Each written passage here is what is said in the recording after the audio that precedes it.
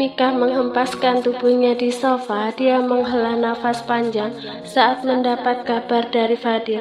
Baru saja dia menjalin hubungan dengan pria itu. Kenapa tiba-tiba Fadil ingin dijodohkan? Kegelisahan yang dirasakan oleh Mika tidak luput dari perhatian Alea. Meskipun dia menjaga Kenzo, tapi perhatiannya juga terarah pada sahabatnya. Sejak Mika menerima telepon tadi, dia sudah memperhatikannya. Ada apa, Mik? Kenapa kamu terlihat gelisah seperti itu? Tanya Alea penasaran. Hingga saat ini, Mika ataupun Fadil belum ada mengungkap hubungan mereka pada Darel maupun Alea. Mika bingung ingin menjelaskan pada Alea tentang masalah yang dia hadapi saat ini. Kalau dia meminta jalan keluar, otomatis Alea akan mengetahui hubungannya dengan Fadil. Setelah berpikir sejenak, Mika memutuskan untuk menceritakan pada Alea. Pertama-tama, dia menceritakan mengenai hubungannya dengan Fadil. Mika, kenapa kamu baru bilang sekarang? Kenapa Mas Darel tidak ada cerita sama aku kalau Fadil jadian dengan kamu? Kami memang telah sepakat untuk tidak memberitahukan pada kamu maupun Pak Darel. Kenapa, Mik? Karena Mama Fadil tidak menyukaiku. Aku juga tidak tahu, Al. Mungkin karena aku orang miskin, jadi derajat kami berbeda. Jadi hanya perkara restu yang kamu hadapi saat ini. Bukan itu saja, Al. Barusan Fadil menelponku. Dia mengatakan katanya malam ini keluarganya akan mengadakan acara makan malam. Mika menjeda ucapannya sejenak untuk menghela nafasnya. Terus? Tanya Alea tidak sabar menunggu kelanjutannya. Acara makan malam akan dihadiri juga oleh teman Mama Fadil. Orang itu membawa anak perempuannya agar dipertemukan dengan Fadil. Mereka akan mengatur perjodohan. Terus Fadil mengajak aku untuk menghadiri acara makan malam itu. Dia ingin agar aku membantunya menggagalkan perjodohan dia dengan gadis itu, papar Mika. Mana menurut kamu, Al? Lebih baik kamu ikut Fadil malam ini. Kalau pihak perempuannya melihat Fadil membawa wanita lain, sudah pasti mereka akan mundur. Tidak semudah itu, Al. Bagaimana setelahnya nanti? Bagaimana nanti aku akan berhadapan dengan kedua orang tuanya demi memperjuangkan cinta kalian berdua? Kamu dan Fadil harus berani menghadapi mereka. Di sana kamu tidak sendiri. Ada Fadil yang akan melindungi kamu. Sebenarnya adik Fadil yang bernama Ivana mendukung hubunganku dengan Fadil. Hanya saja posisinya cuma seorang anak, jadi tidak memberikan pengaruh apa-apa. Daripada kamu mikirin yang tidak-tidak, lebih baik kamu mempersiapkan diri untuk malam ini. Mempersiapkan diri maksudnya kamu mau nggak ikut saranku? Saran apa dulu? Jangan yang aneh-aneh deh. Untuk malam ini saja aku minta kamu memakai pakaian perempuan. Nanti aku yang akan mendandani kamu. Enggak, tolaknya cepat. Mika, ayolah sekali ini saja. Aku ingin melihat kamu berpakaian wanita. Sudah bertahun-tahun kita berteman, tidak pernah sekalipun aku melihatmu memakai pakaian wanita, ucap Alea memaksa. Enggak, Al, aku risih memakai pakaian seperti itu, tolak Mika lagi. Kenapa? Kamu kan wanita tulen. Aku tidak terbiasa, Al. Mik, kamu harus membiasakannya mulai sekarang. Mulailah dengan memakai celana dan baju dengan motif perempuan. Alea memberi saran. Netranya melirik ke arah jam dinding. Masih banyak waktu, Mik. Jam 2 siang kita pergi ke mall. Alea terus memaksanya hingga akhirnya Mika terpaksa menuruti keinginan sahabatnya. Siang ini, setelah makan siang di mansion, mereka berangkat ke mall. Tante Mika, kita mau kemana? Tanya Siren saat mereka sudah sampai di mall. Tangannya dituntun oleh Mika. Tante juga nggak tahu mama kamu mau kemana. Mika, andai waktunya tidak mendadak seperti ini, kamu pasti aku suruh perawatan dulu ke salon, ujar Alea saat mereka memasuki sebuah butik. Istri Darel itu terlihat bersemangat sekali, berbeda dengan Mika yang terlihat malas-malasan. Di dalam butik langganannya, Alea mencoba memilih baju yang cocok untuk dipakai oleh Mika. Bentuk tubuh Mika padahal sangat bagus, hanya saja gadis itu selalu menutupi lekuk tubuhnya dengan baju kaos oblong yang besar. Beberapa kali Alea mendapat penolakan mengenali baju yang dipilih olehnya. Padahal Alea mencari baju dengan bawahan rok berbahan jeans, celana juga berbahan jeans berbentuk jogger, sesuai dengan bahan yang biasa Mika kenakan. Hanya saja masih ada kesan femininnya. Terakhir Alea memilihkan sebuah gaun untuk Mika pakai malam ini. Al, kenapa membeli baju sebanyak ini? Kata kamu untuk malam ini saja, protes Mika. Aku berubah pikiran, Mik. Kamu coba saja bawa pulang baju-baju ini. Suatu saat pasti kamu akan menyukainya. Mbak, tolong antar temanku untuk mencoba gaun ini, seru Alea pada karyawati butik. Beberapa saat kemudian, Mika keluar dengan gaun yang rencananya akan dipakainya malam ini. Kedua lengannya saling menempel, persis seperti orang yang sedang kedinginan. Alea tersenyum menatap ke arah Mika. Dia melangkah ke arah sahabatnya. Karet rambut yang masih mengikat rambut yang panjangnya sebahu itu langsung dilepas oleh Alea, sehingga rambut panjang hitam yang lurus itu tergerai indah. Nah, tambah cantik kalau kamu seperti ini, ucap Alea. Lalu dia menoleh ke arah karyawati butik. Iya nggak, Mbak? Iya, Bu, lebih cantik dari sebelumnya, saut gadis yang masih terlihat belia itu. Alea menyuruh Mika menghadap ke arah cermin. Dia ingin Mika melihat sendiri bagaimana perubahan terhadap dirinya. Bagaimana? Kamu suka nggak? Aku yakin Fadil dan Tante Elin malam ini akan terkejut melihat penampilanmu, ucap Alea. Mika bungkam. Gadis itu hanya mengagumi dirinya dalam diam. Mika baru menyadari bahwa dirinya berpakaian seperti ini akan terlihat cantik seperti wanita pada umumnya. Hanya saja dia masih merasa canggung dengan pakaian wanita karena sejak kecil dia sudah diberikan pakaian laki-laki oleh ibu tirinya.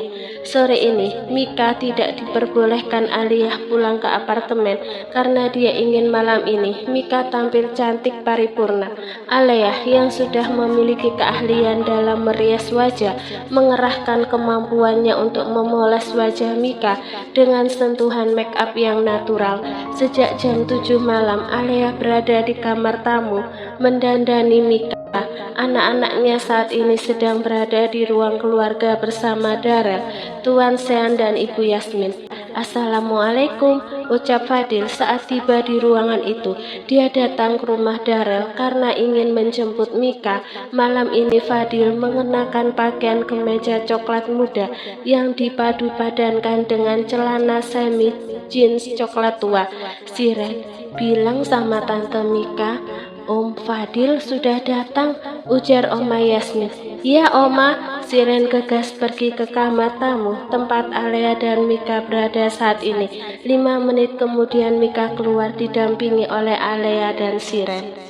Malam ini Fadil terpaku melihat penampilan Mika yang tidak pernah dia bayangkan sebelumnya. Dia tidak menyangka malam ini kekasih hatinya akan mengenakan gaun mewah yang memperlihatkan lekuk tubuh gadisnya. Sangat berbeda dengan Mika yang kesehariannya memakai baju kaos ukuran besar. Bayangan Fadil sebelum sampai ke mansion, Mika malam ini akan mengenakan baju kemeja.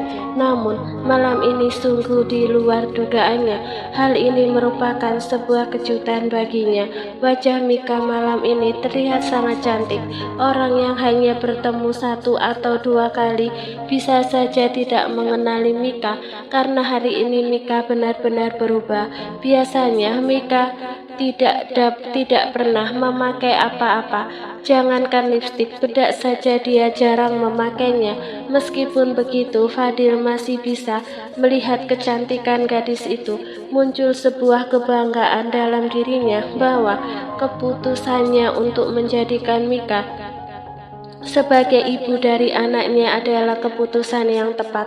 Semakin percaya diri, Fadil malam ini membawa Mika ke rumah orang tuanya. Dia masih ingat dengan ucapan mamanya waktu itu di apartemen. Waktu itu mamanya meremehkan penampilan Mika. Mamanya membanding-bandingkan Mika dengan anak temannya. Pria itu berharap dengan melihat kecantikan Mika malam ini, mamanya akan luluh dan mau merestui hubungannya dengan Mika. Fadil, bisa nggak kamu mengkondisikan mata kamu? Tidak usah terlalu lama menatap Mika seperti itu. Teguh Darel mencoba menyadarkan Fadil yang menatap Mika nyaris tak berkedip. Mika menundukkan wajah, menyembunyikan wajahnya yang bersemu merah. Fadil mengedipkan kedua matanya. Dia kembali sadar dari keterpakuan. Mika, ayo kita berangkat, ujar Fadil yang ingin segera keluar dari ruangan itu karena malu menjadi tontonan ayah Sean dan ibu Yasmin. Mika menoleh pada Alea. Istri Darel terlihat mengangguk. Semangat, kamu pasti bisa, ucapnya sambil memperlihatkan kepalan tangan sebagai tanda semangat. Mika mengangguk, lalu dia dan Fadil pamit pada keluarga besar Anderson. Di halaman rumah, Mika langsung melangkah ke arah mobilnya, bermaksud ingin menggunakan mobil masing-masing ke rumah orang tua Fadil. Namun tangannya langsung ditarik oleh Fadil. Ikut mobilku saja. Fadil membawa Mika ke arah mobilnya. Kalau aku ikut mobilmu, bagaimana besok pagi aku antar kamu ke sini, saut Fadil memotong ucapan Mika. Sesampainya di mobil, Fadil langsung membuka pintu sebelah kiri dan mempersilahkan kekasihnya masuk. Kemudian dia berlari kecil mengitari mobilnya. Karena waktu sudah terlalu mepet, sekitar 30 menit lagi acara akan segera dimulai. Fadil terpaksa melajukan mobilnya sedikit lebih cepat dari biasanya. Sudah 15 menit mereka mengitari jalanan.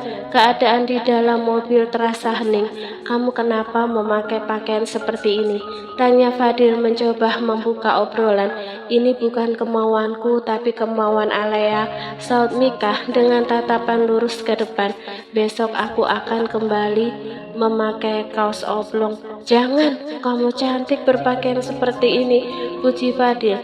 Jujur di dalam hati pria itu, dia memang lebih menyukai wanita yang feminim. Makanya saat pertama kali bertemu dengan Mika, dia tidak suka pada Mika.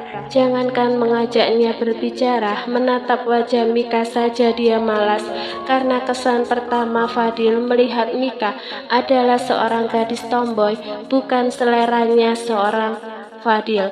Apa kamu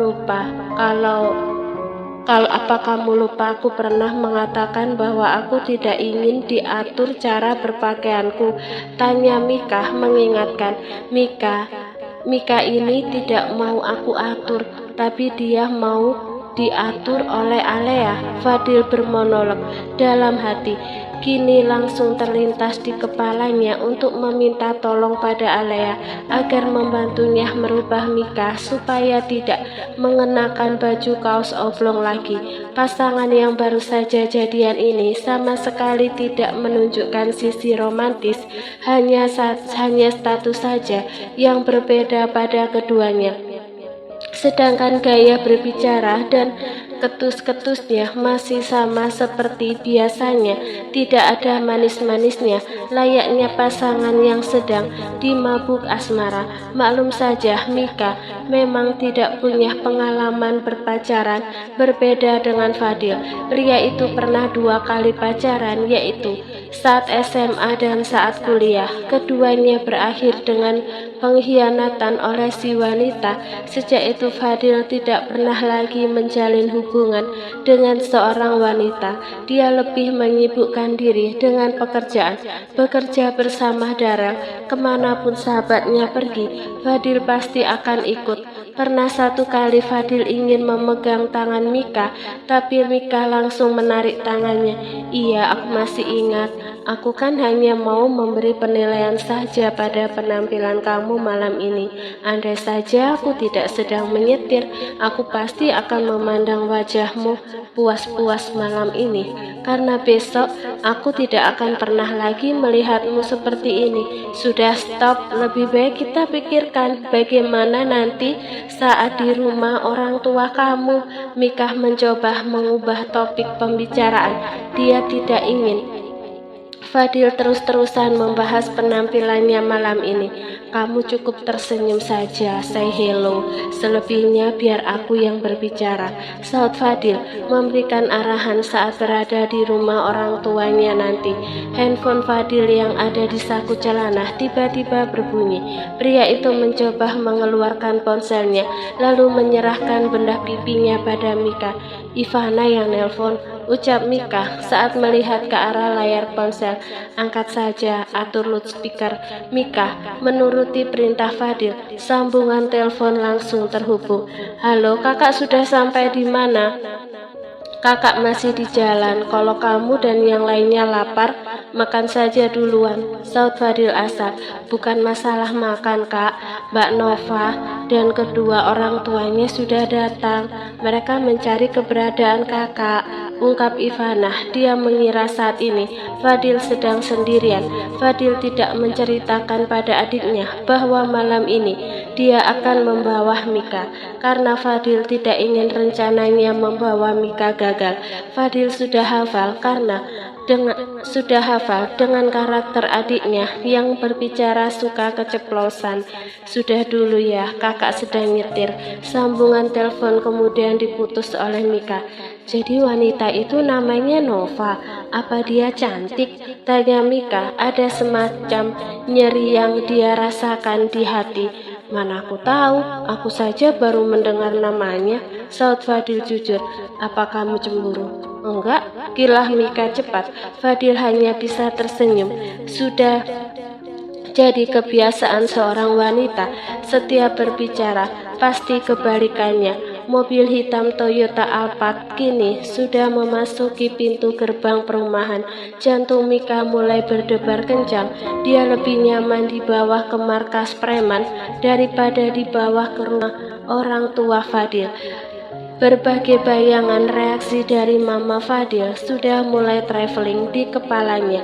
Semua adegan isinya negatif semua, mulai dari ditampar, diusir, diomelin, hingga akhirnya dia pulang jalan kaki karena Fadil disuruh memilih antara dia atau mamanya.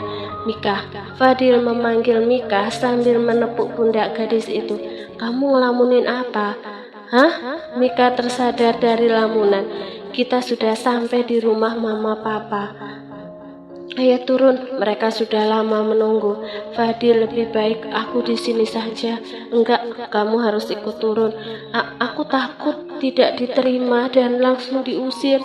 Mika merutuki kebodohannya. Kenapa bisa-bisanya dia ikut Fadil? Mika, tolong bantu aku menolak perjodohan. Fadil mengambil tangan Mika, lalu mencium tangan kekasihnya.